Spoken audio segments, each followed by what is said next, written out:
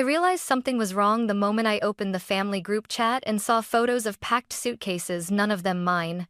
A second later, my mom texted, "We only have enough money for the trip for us and your sister. You should stop depending on us, Harper." Depending on them? I paid my own rent. I built my own career. I hadn't asked them for $1 since I was 18. But instead of arguing, I simply replied, "Okay, enjoy your vacation." They took that as defeat. My sister Madison even sent a smug selfie from the airport. "Wish you were here." Not really. But what they didn't know, what they never bothered to find out, was that I had a life they'd never imagined. So when they rolled their suitcases into the luxury resort, smiling like winners, they froze. Because I was already there. Not as a guest, but as the owner. I should have been used to being the afterthought in my family. But that night, the sting felt sharper than usual. Mom called while I was reheating leftover pasta. Her voice bright in a way that always meant bad news wrapped in fake sweetness. "Harper, sweetheart," she began. "I hope you understand. The trip is really just for the three of us. Your father, Madison, and me. 3 of us, not 4. I pressed the phone between my shoulder and ear, pretending to check something on my laptop. "Sure, no problem." But Mom kept talking, always the part that hurt more. "We need this as a family moment. Madison's been stressed.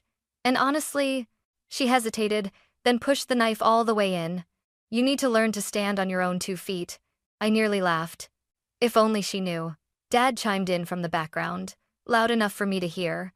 "She'll be fine. She's used to staying home." Used to staying home? Used to being excluded. Used to being invisible. I hung up politely, then tossed my phone onto the couch. My apartment was quiet except for the hum of the AC, yet my thoughts were loud, echoing with years of small wounds my family never acknowledged. Madison, the star. Harper, the shadow. They had no idea how wrong they were. No idea how much I'd changed. No idea what I'd built far away from their judgment, their expectations, their dismissive smiles. And now? Now they'd chosen a luxury resort for their family vacation. A resort with a private beach, rooftop bar, and ocean view suites. A resort that belonged to someone they thought didn't matter. Someone they thought couldn't afford to tag along. Someone named Harper Lane. Someone named me. They invited everyone except me. But soon, they would realize they were stepping directly into my world. And this time, they would be the ones left out. People assume silence equals weakness. My family certainly did. For years, they looked at my modest apartment, my old sedan, my quiet lifestyle, and decided the story for me. Harper isn't doing well. Harper can't keep up. Harper needs help. Except they never actually asked. The truth? I learned early that if success was the only language my family respected, then I'd rather speak it privately. While Madison posted photos of CEO lifestyle lattes and gym selfies, I spent 4 years reading investment books in laundromats. While Mom bragged about Madison's new marketing job, I built credit quietly, saved aggressively, and bought my first small rental property at 24. No one noticed. No one cared to. They only saw the surface.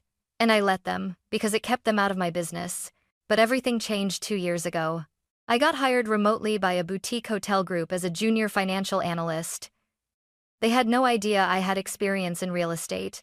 I'd kept that quiet too. I worked insane hours, learned every inch of the hospitality market, and after one profitable quarter, the CFO said, "You have a sharp mind, Harper. Ever thought about running something bigger?" That something bigger came faster than I expected. An investor backed out of a deal, a struggling luxury seaside resort needing new management, new vision, new ownership. I ran the numbers, showed them my plan, and to my shock, the board said yes. They handed me the keys. At 26, I became the primary owner of Azure Bay Resort, the very same hotel my parents had chosen for their precious family vacation. Not because they knew anything about it, not because they cared who owned it, just because Madison liked the pictures on Instagram. And that irony? It was delicious. The night before their flight, I checked the registration logs. There it was. Lane family, 3 guests, deluxe ocean view suite, occupying my penthouse suite, my suite. I leaned back in my office chair, staring at the glowing screen, trying not to laugh.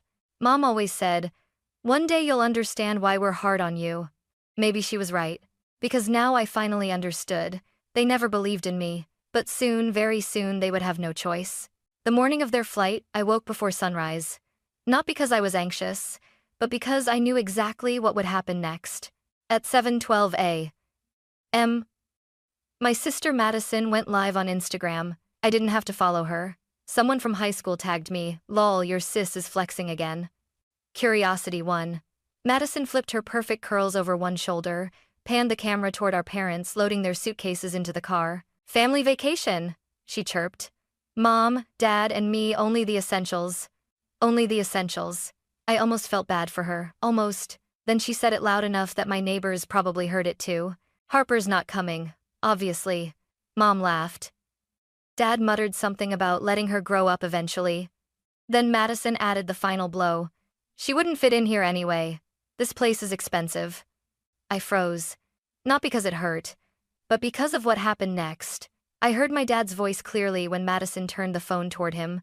She needs to learn her place, Maddie. This trip is for people who work hard. People who work hard?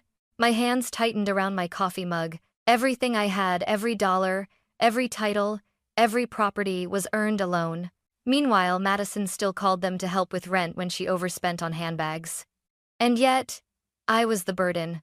Anger rose slowly, not hot and wild, but cold and razor-fine. The kind of anger that sharpens you. The kind that narrows your vision into purpose. I turned off the live stream and stared at the wall for a long moment. Then my phone buzzed. Azure Bay Security. Miss Lane? The Lane family requested early check-in tomorrow. Should we prepare the penthouse? I inhaled deeply. No, I said. Put them in the standard suite for now. I'll make the adjustments personally when I arrive. The guard hesitated. Yes, ma'am. I grabbed my suitcase already packed since last night.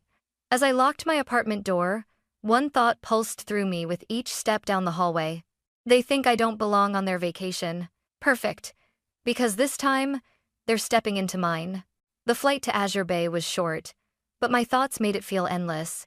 By the time the plane landed, I was no longer angry. I was focused. The resort had always looked beautiful in photos, but seeing it from the ground, towering white walls, cascading glass balconies, the turquoise water stretching endlessly hit differently when you knew every inch of it belonged to you. This was my domain. And today, my family would walk straight into it. I headed through the private staff entrance. Every employee I passed gave me a respectful nod. Good morning, Miss Lane. Welcome back, Miss Lane. Everything is prepared for your arrival, Miss Lane. The warmth of it contrasted sharply with how my own family treated me. Inside the manager's office, Elena, my operations director, was already waiting, tablet in hand. They land in 90 minutes, she said. Would you like them escorted to the penthouse or to the standard suite first? I sat down, crossing my legs calmly. Standard. Elena raised an eyebrow. Purpose? I want to hear what they really think, before they know who I am here. She smiled knowingly. Understood. When she left, I walked to the security room. A wall of monitors showed every corner of the resort lobby. Hallways, pool deck, restaurants. I scanned through the cameras. Guests sunbathed, families checked in, couples laughed over cocktails. Peaceful, beautiful. Exactly how I designed it. Then I clicked into camera one, pointing toward the main entrance. Soon, they'd walk through those doors, not knowing anything, not expecting anything, not prepared for me. At 2:03 p.m., my phone buzzed. Front desk. They're here. I tapped into the live camera feed. The revolving glass doors spun slowly. And there they were. Mom stepped in first, dramatic sunglasses and all, instantly judging the decor with that familiar critical tilt of her chin. Dad followed, pulling two overstuffed suitcases like he was moving into the hotel permanently. Madison strutted behind them, filming a vacation vlog while saying things like, this place looks so expensive. I hope Harper's not watching this, she'll cry. My jaw clenched, but my expression stayed cool. Dad walked up to the reception desk. I believe we have the penthouse suite? Lane family. The receptionist maintained her perfect smile. Yes, sir. We have your booking here. One moment while I check availability. I leaned closer to the monitor. Mom complained loudly. This lobby is smaller than it looked online, Madison added. The lighting is terrible for photos, ugh. They were standing in a 5-star luxury resort and still managed to act unimpressed. Typical. The receptionist typed something, then paused exactly as instructed. I'm so sorry, but due to an ownership directive, the penthouse is currently unavailable. We've placed you in a complimentary standard suite while we sort things out. And in more Dane with Era's roops. Mom gasped like she'd been slapped. Standard? Standard? Do we look like people who stay in a standard room? Madison scoffed. This must be some mistake. My dad earns 6 figures. Dad nodded proudly like that settled the entire universe. The receptionist kept her tone polite. It's a temporary arrangement. Management will clarify soon. Mom crossed her arms. Well, get the manager then. We paid for luxury. We deserve luxury. I straightened up. This was the moment. I stepped out of the security office and walked into the hallway behind the lobby. Through the glass wall, I saw my family standing at the counter, complaining loudly, gesturing wildly. Madison tossed her hair. I swear, if Harper were here, she'd embarrass us. She can't handle places like this. I inhaled slowly. Not yet. Soon. I pushed open the side door leading to the lobby. My heels clicked against the marble floor. Heads turned. Staff straightened. Guests moved aside. And slowly, deliberately, I walked toward them. My mother saw me first. She blinked, confused. Harper? What on earth are you doing here? Madison spun around, eyes widening. Dad frowned. Did you follow us? I stopped a few feet away, hands clasped calmly in front of me. And with the entire lobby watching, I gave them a polite, businesslike smile. I'm not following you, I said softly. I'm working. They all stared. Frozen. Speechless. Just the way I wanted them. And the real reveal? That was still coming. For a moment, none of us spoke. Mom's sunglasses slid down her nose as she stared at me. Working? Here? Doing what, Harper? Housekeeping? Her tone was sharp, meant to humiliate. Madison laughed an ugly, delighted sound. Oh my God. Imagine Harper cleaning rooms at a place like this. That would actually be hilarious. My jaw tightened, but I kept my expression neutral. Dad added, Harper, sweetheart, you're embarrassing yourself. Go home. Let adults handle the real vacation. His words hit harder than I expected. Not because they hurt those wounds were old, but because he said them so casually, so confidently, as if it were a universal truth that I didn't belong. The receptionist glanced at me nervously. She knew who I was. Every staff member did.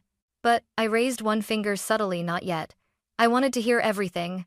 Mom stepped closer, lowering her voice, but not enough. I hope the manager doesn't think you're with us. We don't want to be associated with your situation. My situation? I echoed. She sighed dramatically. You know, the fact that you're still struggling, still lost. It's fine, Harper. We accept you. Accept me, as if I were some charity case. Madison chimed in. Honestly, Harper, you should start taking responsibility. You can't keep living like this. Like what? I asked quietly. Like someone who'll never get ahead, Madison said, blinking innocently. It's not an insult, it's just reality. Dad nodded. That's why we didn't invite you. That environment isn't really for someone in your position. My position. A slow heat crept through my chest. I swallowed it, turned it into steel. They kept going. Dad continued. We want this to be a stress-free vacation. And Harper, honey, you can be a lot. Especially when money's involved. Has it carry mange or? Mom added. Yes, we didn't want you to feel uncomfortable. This hotel is, well, it's expensive, Madison snorted. Yeah, last thing we need is Harper asking Mom and Dad to cover her meals. They laughed. Actually laughed. Right in front of me. I didn't move. Didn't blink. Inside, something cold clicked into place. The same cold clarity I felt the day I bought this resort. I stepped closer, my voice calm and dangerously soft. So let me make sure I understand. You didn't invite me because I'm a burden? Because I can't afford to be here? Because you think I depend on you? Mom waved dismissively.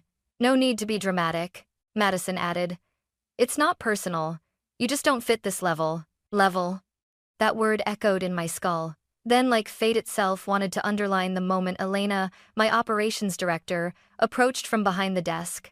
She stopped beside me, posture straight, voice steady. Miss Lane, everything is prepared in your office. And the board called, they said, to thank you personally for your leadership. All 3 members of my family turned to stone. Mom whispered, Ms. Lane? Madison's eyes widened. Wait, Lane? As in, Dad's mouth fell open. No, no. That's not Harper. What is she talking about? The receptionist, with perfect timing, added, She's referring to Miss Harper Lane, the owner of Azure Bay Resort. Silence. Pure, absolute silence. Mom's face went sheet white. Madison's phone slipped from her hand, clattering onto the marble. Dad stepped back like someone had pushed him. I held their stunned expressions for a long moment. Then I smiled, slow, polite, cutting. You're right, I said softly. I don't fit the level of this place. I leaned in just slightly. I said it. For a few seconds, they just stared at me like their brains couldn't process English anymore. Mom was the first to react. She blinked rapidly, as if she could blink away reality. You're the owner?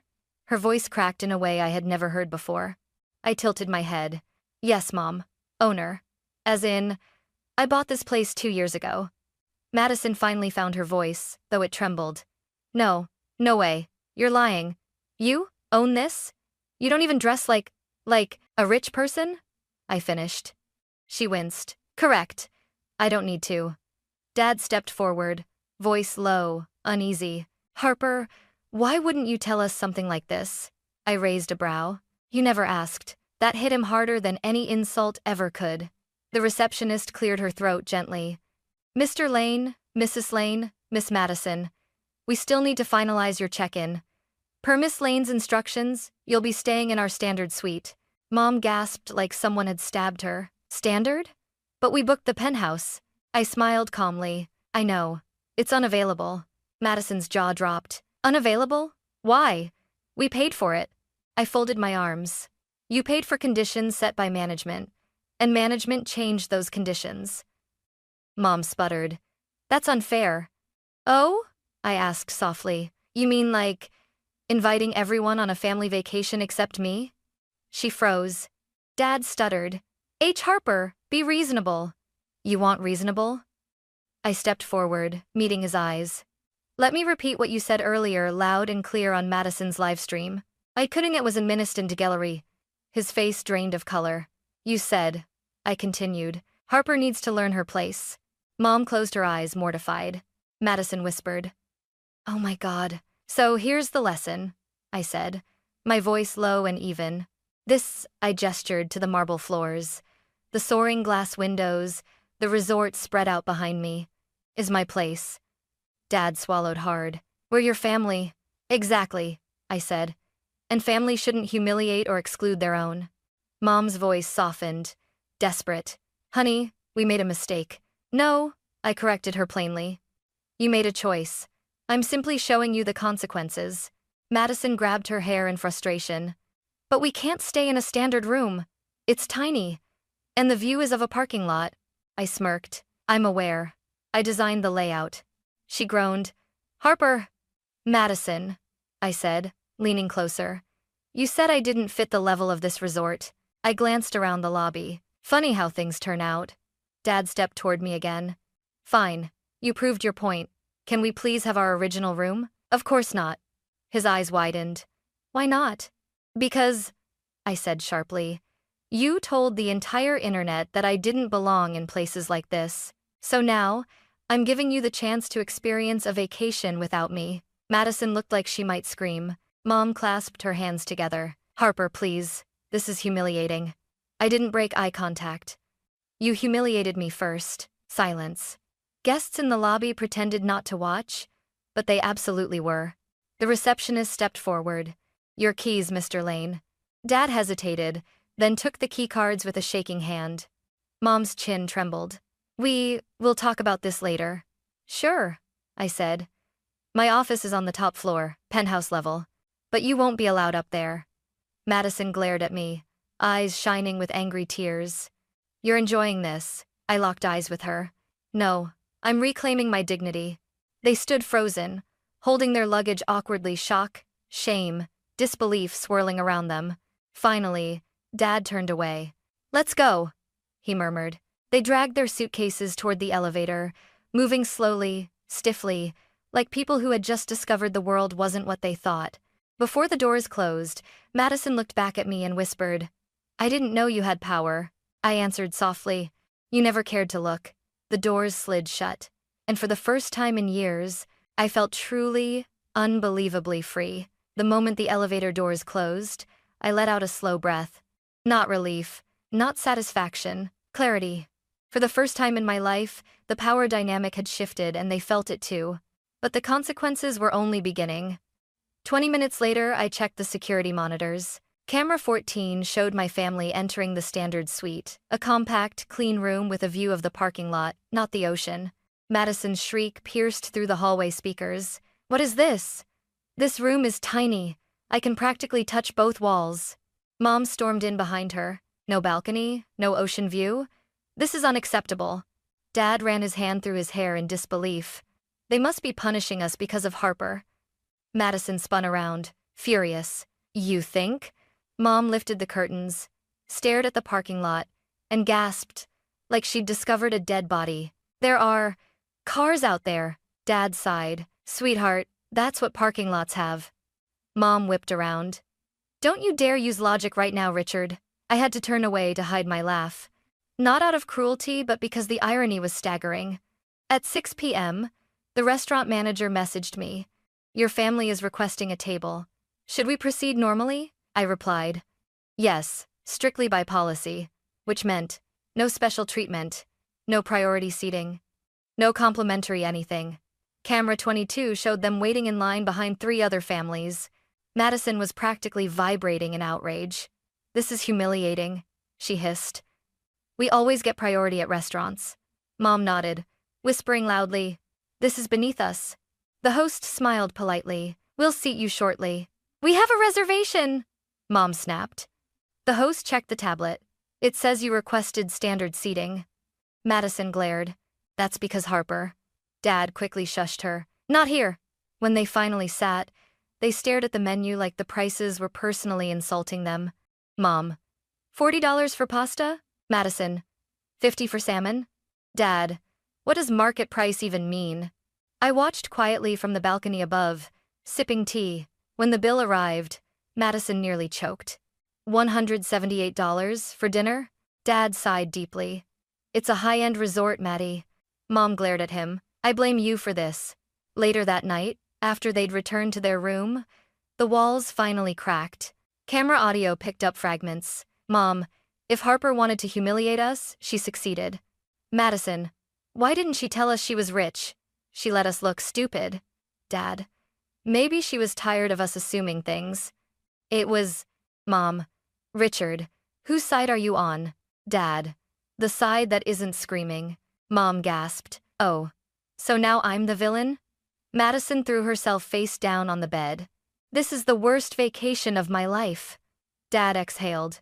We shouldn't have excluded her. Silence. Then Mom whispered the first genuine thing I'd heard from her in years. We didn't know her at all. Even as I watched them, a knot formed in my chest. I told myself they deserved the consequences. But seeing Dad rub his temples, hearing Mom's voice crack, watching Madison curl up like she was falling apart, it didn't feel like revenge. It felt like recognition. They were finally seeing themselves for the first time. Elena entered the operations room quietly and placed a hand on my shoulder. Are you okay? I nodded, though I wasn't. I'm fine, I lied. Because the truth was complicated. I didn't want to destroy them. I wanted them to see me, to understand me, to stop treating me like a background character in their perfect family play. At midnight, they finally turned off the lights, but their expressions haunted me long after. Guilt buzzed beneath my ribs. Not enough to undo the consequences, but enough to soften something inside me. I whispered into the empty room. They needed this. And maybe I did too. I closed the screen. Tomorrow would bring the final reckoning. Not revenge. Truth. And truth was the only thing powerful enough to break a family apart. Or rebuild it. I didn't sleep that night. I kept replaying everything. Their words, my silence, the reveal, the consequences. By sunrise, the sky outside my penthouse glowed soft pink, but my mind was anything but soft. I wasn't done. Not yet. At 9 a.m. Elena knocked gently. They're asking to see you, she said. All 3 of them. I inhaled slowly. Bring them to the terrace. When they arrived, they looked different. Dad's shoulders sagged. Mom's makeup was minimal, eyes tired. Madison's usual snark was gone, replaced by something close to fear. They stood in a quiet row in front of me, unsure how to begin. Mom finally spoke. "Harper, we didn't know." Her voice cracked. "We didn't know who you'd become." Madison stared at her hands. "We shouldn't have said those things." Dad exhaled, the weight of years on his face. "We failed you." For the first time in a long time, I saw sincerity. Real, painful sincerity. But sincerity doesn't erase wounds. I folded my arms. "What exactly are you apologizing for?" They exchanged glances. Mom started. "For judging you. For assuming you were struggling just because you don't live loudly like Madison." Madison winced. "For saying you don't fit here. That was cruel." "I didn't mean it." Dad swallowed. "For not asking. For not listening. For not giving you the respect you earned." I didn't respond immediately. I let them feel the silence. Then I asked the question burning in my chest. "Do you realize how long I felt invisible to you?" Mom's face crumpled. "I see that now. And I hate that I caused it." Madison's eyes filled with tears. "You always seemed so independent. Like you didn't need us." I shook my head. "Being quiet doesn't mean being unhurt." Dad stepped forward slightly. "Tell us how to fix it." I took a slow breath. "I don't want your money," I said. Mom choked. "We know. I don't want your validation either." Silence. "What I do want," I continued firmly, "is respect. No more comparing me to Madison. No more assuming I'm failing because I live differently. No more using family as an excuse to hurt me." Mom nodded quickly. "You have our word." I turned to Madison. "And you. Stop mocking me to strangers. Stop undermining me online. Stop using me as a punchline because it makes you feel bigger." Madison wiped her eyes. "I was jealous." I froze. "Jealous?" I repeated. She nodded slowly. "You always stayed calm, always worked hard. You didn't crumble when things were hard. You had substance. I had selfies." Her honesty disarmed me. Then Dad cleared his throat. "We want you back, Harper. Not the version we imagined you to be. You, as you are." I looked at all of them, their regret, their vulnerability, and something heavy inside me finally loosened. I sank into my chair and spoke softly. "I'm willing to try. Not start over. But start honestly." Mom broke down crying, covering her mouth. Dad wrapped an arm around her. Madison stepped forward. "Can we spend the rest of the trip together?" "Really together?" I considered it, then nodded. "On one condition." All three stared. I smiled. "You're not staying in the standard suite anymore." Madison screamed. "Yes, wait, really?" I raised a finger. "My treat. But not because you deserve luxury. Because I'm choosing to share what I built." Dad's voice softened. "Thank you, Harper." Mom approached slowly, stopping just a foot away. "Can I hug you?" My throat tightened. "Yes," I whispered. She pulled me close, tighter than she had in years. Madison joined, then Dad. A clumsy, emotional family hug on the penthouse terrace overlooking the ocean. And for the first time in a very, very long time, I didn't feel like the outsider. I felt like someone they finally saw. We spent the next 3 days together. Not the perfect family vacation they'd imagined, but a real one. A messy one. A truthful one. And when they went home, they didn't leave with souvenirs. They left with something much rarer. An understanding of who I truly am, and the promise to never overlook me again. For once, that was enough.